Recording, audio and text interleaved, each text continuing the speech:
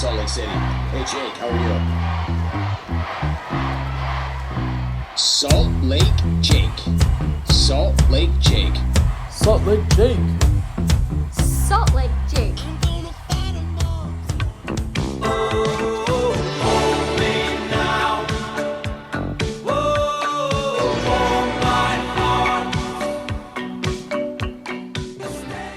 Welcome to Salt Lake Jake's Take. I am Salt Lake Jake. Dudes, how freaking many holding calls did we have at the worst possible freaking time in that game? It was unbelievable. It was a long punt return to set us up for a big short field. Oh, holding. There was a 30-yard completion. Oh, holding. It's like we held after call after call after call. I've never seen so many holding calls. What a weird freaking game. Gentlemen, I am here with my guys, Pete and Brennan. How are we, fellas? Great, Jake. We're still 3-0. Yeah, doing good, Jake. I'm happy to be 3-0. Hey, yes, at the end of the day, that's all that matters. And you know what? I don't think we actually played bad. We were moving the ball at will all game long. We had 550 yards of total offense. So I'm not worried about the way we played. It was just kind of a weird game, though, in the fact that in the first half, anytime we had something decent happen, we screw it up. We'd have a holding call, or we fumbled Nate Johnson's fumble inside the 5-yard line. We're about to punch it in. 3 missed field goals, which is a worry I'll talk about in a minute. 3 missed field goals, but overall, you know what? We went in there, we moved the ball at will. We put up 550 yards of total offense. The team, second half focus, scored every time we touched the ball. So overall, we went in there, did what we wanted to do. It was a little discombobulated at first, but you know what? Road games happen. End of the day, 3-0. And I was thinking about this, dudes. We're 3-0, and we've had 2 road games already out of the way. We only got 4 road games left. We've knocked out 2 of our road games early in the season. Those idiots down south in Provo haven't even left the comfy confines of their little bubble, right? Yet. And so they've got 6 road games ahead of them still. We're a quarter of the way through the season, 3-0, and your Utes are now the 16th ranked team in the country, your Utah football team. So overall, positive weekend, setting up for what appears to be an absolutely massive, huge game this weekend, and I'm excited for it. But we'll talk about Texas Tech later this week. Let's recap this game. Pete, Brennan, what are your initial thoughts? Yeah, I thought the play of the game for me, I was there in person, as I mentioned last week. The play of the game for me was, I think it was 3rd and 7. We hadn't scored a touchdown yet on the first drive of the second half, and our leader, Devin Dampier, put it on his shoulders and rushed and got a first down. I thought, to me, that just cracked the momentum open, and the rest was history. Yep. I thought, well, look, at halftime, it was hilarious on call 700. Whittingham walks off the field, and before Sly can even get a question to him, Whittingham says, "Wasn't that freaking ridiculous? Wasn't that ridiculous?" So I think everyone was frustrated with the first half. The frustrating thing is we had so many offensive yards, but we just couldn't finish drives. It wasn't quite like last year where we would just do 3 and out every time. At least we were seeing some production, but we would get right on the cusp of scoring, and our awesome kicker couldn't hit a field goal. But it was great to see him come back in the second half and fix those things. It's funny because that first field goal, it was a long one too, and he just kind of punched it through, no problem. And then the next 3, I don't know. I worry about him getting in his head. We know with kickers, like the psyche is absolutely important, right? And so I don't know. I worry about him getting in his head a little bit. But you know what? End of the day, shoot, Pete, did I lose you guys? No, you're there. I was going to say about Curtis. I was watching him in the pregame. I got there like an hour early. And, the broadcasters like to say, oh, he was making him from 70 in the warm-ups. He was teeing him up 70 yards, and he was missing them all to the left. And so I was like, "What? Just practice the 40 yards. You're going to get one chance at 70. Jeez." Yeah, agreed. Hopefully he's obviously got a massive leg. That's not an issue at all. I'm not worried about his leg. Worried about his mentals though, going forward. 3 missed field goals in a tight game, that can mess with you. But hopefully he can get that figured out. But man, like you said, Brennan, last year the offense was just constipated. We couldn't move the ball, get 1 touchdown a game. That wasn't this. It was moving the ball. It was doing what we wanted, but it was terrible holding calls at terrible times, and missed field goals and a fumble inside the 5 yard line. So I saw at halftime we had like 280 yards and 3 points. I was like, man, we're on track for almost 600 yards and 6 points. Like that would have to be a record in college football. But luckily we pulled it out. And there's one play that is going viral for how beautiful it was. And I love this because it was like a moment, we're inside the 20, inside the 10. Dampier drops back. He pump fakes, and the ball pops out of his hand and goes backwards on the turf. I'm like, oh my gosh, another freaking mistake. It's 10-0. It's a close game. End of the third quarter. And the dude is so calm, so cool under pressure. He runs back, just picks the ball up, turns and looks, and fires a freaking absolute dart, a 22-yard pass to the front pylon, right in Larry Simmons' hands, right in front of the defender. Like it was on its own. It was a beautiful pass, like beautifully timed, beautifully thrown. It was a dart, but you throw the fact that he just picked it up off a fumble and ad-libbed that. It was beautiful, man. Like the dude is a baller. All right, that's the only way to describe him. He's just a baller. He makes plays. Everyone talking about, last year he had 12 interceptions and 12 touchdowns. That's very, very bad. What are you going to do? Yeah, I know he had almost 3,000 yards passing and 1,000 yards rushing, but the dude had a 12-12 touchdown interception ratio. Guess what? 0 picks so far, 7 touchdowns. You can take that stat and shove it where the sun don't shine, baby, because it doesn't matter anymore. This year is this year. He's got 700 yards passing, 200 yards rushing, 7 touchdown passes, 1 rushing touchdown. The dude makes plays. He's our little short king, and I love him. Jake, the other thing I noticed, when 99 goes in, when it's 3rd and short, 4th and short, everyone, we have our own tush push play now with that big fullback. I just told my son, I was like, watch, the ball carrier is just going to follow him. And sure enough, I think twice they used him. That's an unstoppable play in my book. There was one time where they put him in motion. Did you see that? Oh, yeah. The big boy, they put the big boy in motion. I was like, wow, this guy's going to blow up a linebacker. But I think it's N'Kerry Rogers hit a different hole. But man, yeah, there's I'm telling you, that's what's gonna carry us this season is that offensive line. We already knew that we've gone over the stats and the fact that they're NFL guys and seniors and blah blah blah. But dude, that's what's gonna carry us in big moments, especially this weekend. Like there's gonna be times where we need to pick up 4 yards or need to pick up 3 yards to keep a drive going or to score or to kill the clock. And that's when it'll come in handy is with these big boys is in that time. And so, yeah, it's fun to see that offensive line get some push. And how about, dude, on defense, we're worried about having a legit pass rush. Well, out of the freaking clear blue sky descends the new mayor of Sac Lake City, John Henry Daly. Not only is he stacking dudes at an incredible rate, but his like QB pressure rate is incredible also. This dude is like a freaking clone of Hunter Dimick. If everyone remembers Hunter Dimick, he was a stocky white guy.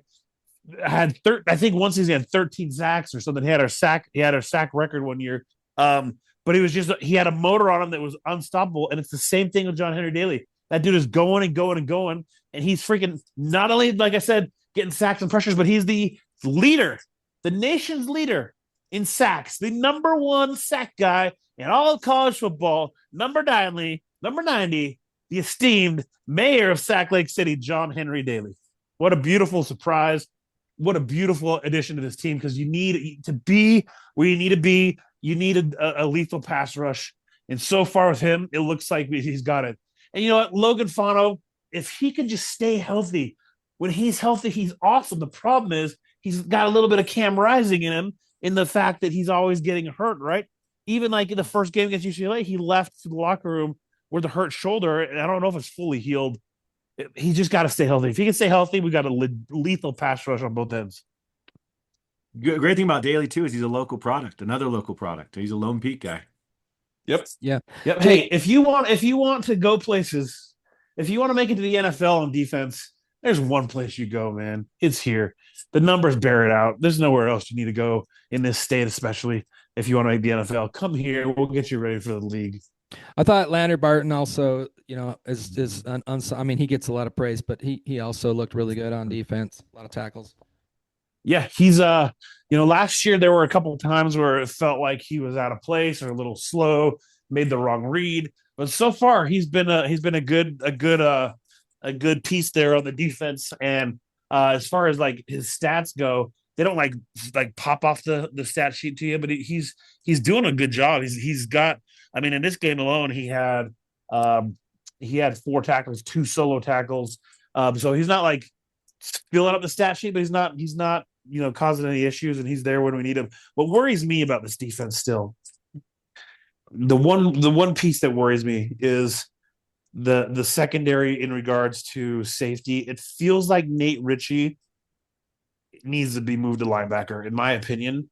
He's good at blowing up guys at the line of scrimmage and making tackles, but it seems like he's continually getting beat on pass plays. I look at specifically, there's one play by Wyoming where it's like a 32-yard gain down the left sideline, and he was trailing in coverage.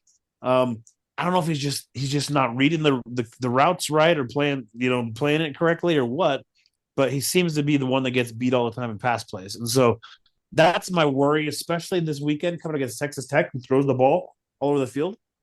But for now, I guess that's the best we got back there is Richie, the other safety. We got to shout out to Jackson Benny again with almost back-to-back pick six. So close. Dude. He's a ball. He's a baller, dude. There's no other way to describe it. Olympus High's own Jackson Benny. Yeah, he's leads the team in interceptions. He's got 3 interceptions this season. And he's just a beast, man. I'm super impressed with Jackson Benny. I know Witt said they want to get him more on offense. I don't think we need him on offense. Yeah. I mean, keep him out there on D where he's effective. What we need is our freaking wide receivers to step up. It maybe maybe I'm being a little unfair in that regard, because you look at like Ryan Davis. He had 10 catches for 91 yards. Yeah. He's like poor man's Britton Covey. He's That was a good game for him. He's dependable. He doesn't have the wiggle Covey had, maybe per se, but dude, he catches the ball. He's a good receiver.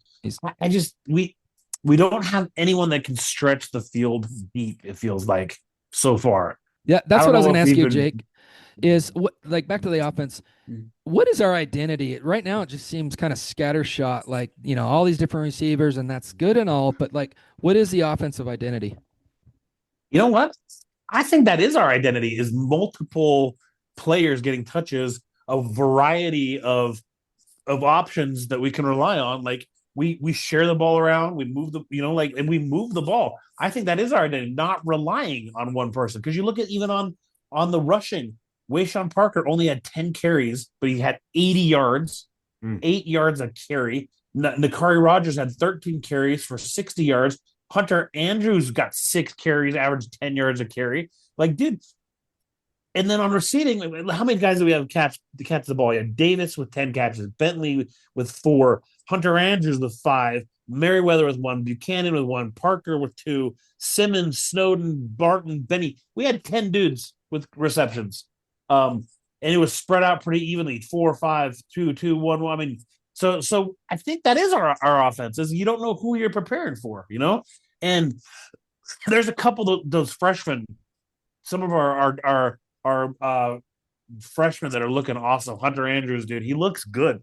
5 catches for 44 yards, 6 rushes for 62 yards. He's going to be a baller. He's like he's quite a hybrid there from running and receiving. And then JJ Buchanan had his first touchdown, true freshman from Vegas. So we got some freshmen making plays.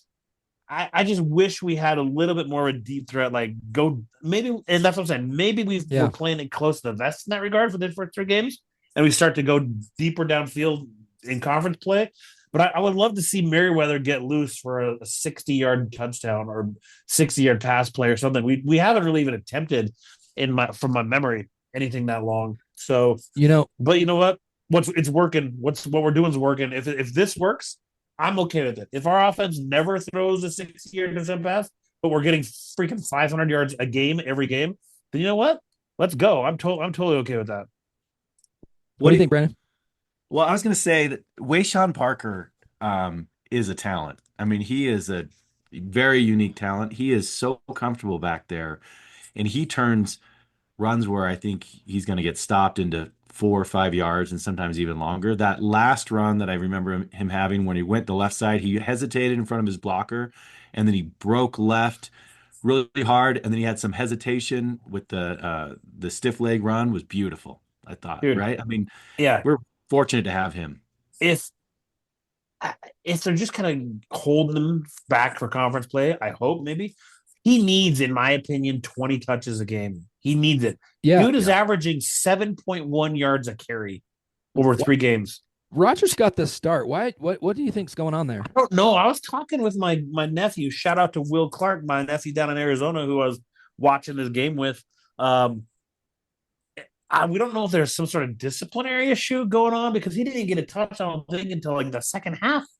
And Nicari Rogers got way more touches than he did to start the game. He ended up with about the same 13 rushes for 60 yards, and he's not doing too bad himself. He's averaging 4.2 yards a carry, which is pretty good. Is good, I would say. But bro, Wisham Parker just looks different to me. He looks like he's got an extra burst and an extra toughness. Dude, 7.1 yards a carry. Let's flesh that out and see what he can do with 20 touches a game. Like, he could be the bell cow back. But again, we're nitpicking at this point, right? We had a 30-point win on the road. We've started 3-0, 2 road wins. We're averaging 500 yards of offense a game. Like, this is all not flukes, dudes. We're doing well. If this is what we're complaining about, I'm happy. Yeah.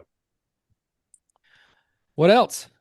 Well, you know what? I'd like to give a shout out to our sponsor, Silverback Window Washing down in Arizona. Silverback Window Cleaning, Arizona, Gilbert, Arizona area. If you reach out to them and use the promo code Salt Lake Jake's Take, they will give you 10% discount. I talked to the owners this weekend. We secured our agreement over the weekend. Silverback Window Cleaning or Silverback Window Washing.